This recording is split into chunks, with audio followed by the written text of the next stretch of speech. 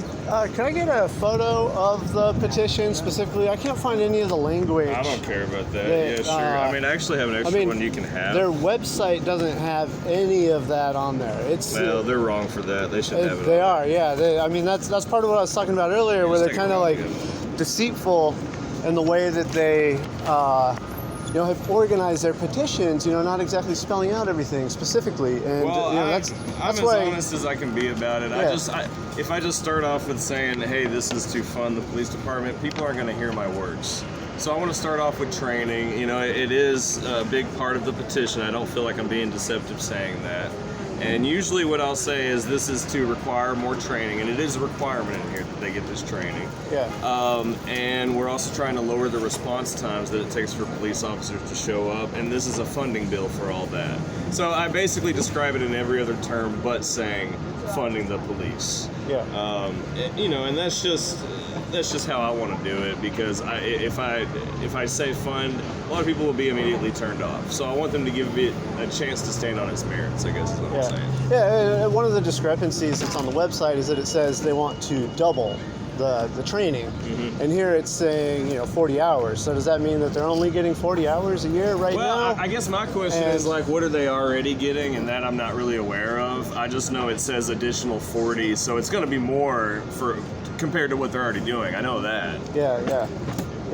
I mean, of course people would want them to have more training. Right. But where exactly is part of the problem, where people haven't exactly understood with transparency where funding is going, how the numbers are actually matching up. I mean, APD was caught a few years ago, fudging the numbers on rape cases that they cleared. Really? So I mean, and also like there is a detail in here about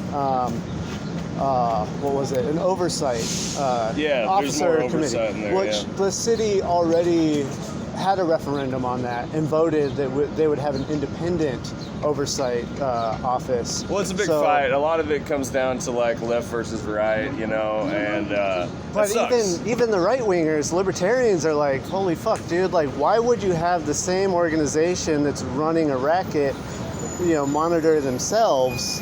It just doesn't make sense. It's like somebody saying like, you can be the judge in your own criminal case. Sure. And that's exactly the problem that people have with the police union, Ken Cassidy, all these people that have tried to make it so that the police have more power in this city, right. and have fabricated a lot of statistics in the process. I mean, Save Austin Now is saying the numbers are up, but the numbers aren't. That's does anything. Just part of how you can manipulate figures. And I appreciate you being honest. If you wouldn't mind, what was the name of the firm? I'm not gonna out you or anything, and I don't want to know your name, but just the firm that you said got hired to do petitions. No, I shouldn't say it. I think I'd already said it, but I shouldn't say it again. Okay, well. You can look it up, though. It's all publicly available knowledge. Though. So it should be on Save Austin Now's website? I think so. Yeah, I think so. I mean, there's only a few of us here doing it. I know there's not that many. There might be 10 petitioners or something citywide.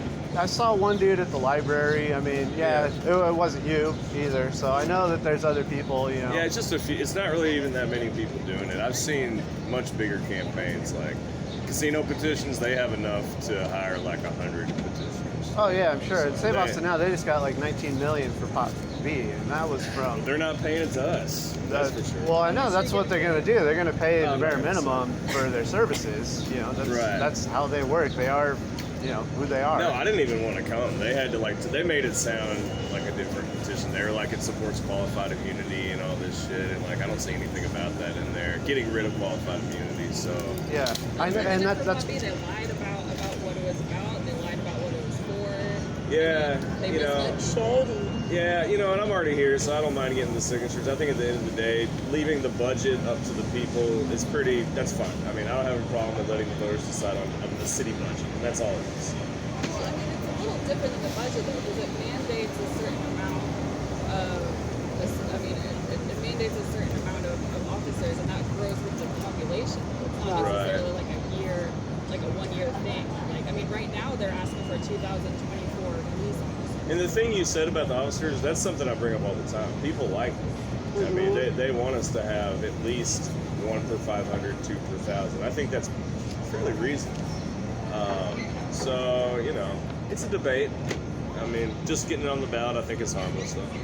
I mean, the numbers, I don't know, we'll disagree about the numbers. But, like, for me, the problem is, like, you can have all the training, but, like, if it's not a viable legal argument on the other side, when there is use of force and you're trying to decide whether it's justified, like, if the amount of training isn't a viable legal argument in the direction of, well, there should be no more accountability.